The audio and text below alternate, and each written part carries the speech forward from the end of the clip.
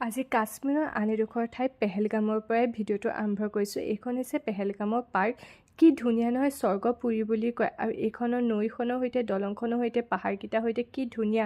তাৰপাছত পাইলট দাদাই আহি লৈ আনিলে এখন ড্ৰাই ফ্ৰুটছৰ দোকানলৈ। ইয়াত বিভিন্ন ধৰণৰ ড্ৰাই ফ্ৰুটছ কিনিলোঁ আৰু কেশৰ কিনিলোঁ, যিহেতু পিয়'ৰ কেশৰ পায়, ড্ৰাই ফ্ৰুটছ পায়, এইখিনি কিনিলোঁ।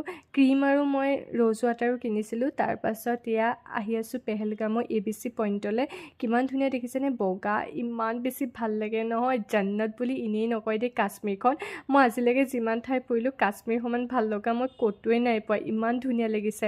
আৰু হোটেলৰ ৰুমৰ ফটো দুখনমানো এড কৰি দিছোঁ। আৰু ভিডিঅ'টো 60 ছেকেণ্ডত চববোৰ দেখুৱাটো সম্ভৱ নহয়, সেইকাৰণে মোৰ পাৰ্লিছ ব্লগ নামৰ ইউটিউব চেনেলটোত একদম লং ভিডিঅ'ত চব দেখাই থাকিম। আৰু কাশ্মীৰৰ পাহাৰবোৰ এটাই ভাল লাগে, ওখ ওখ, সেইকাৰণে বেছি ধুনীয়া লাগে দেখি, জানেনে, ৰাস্তা পদূলিবোৰ চব।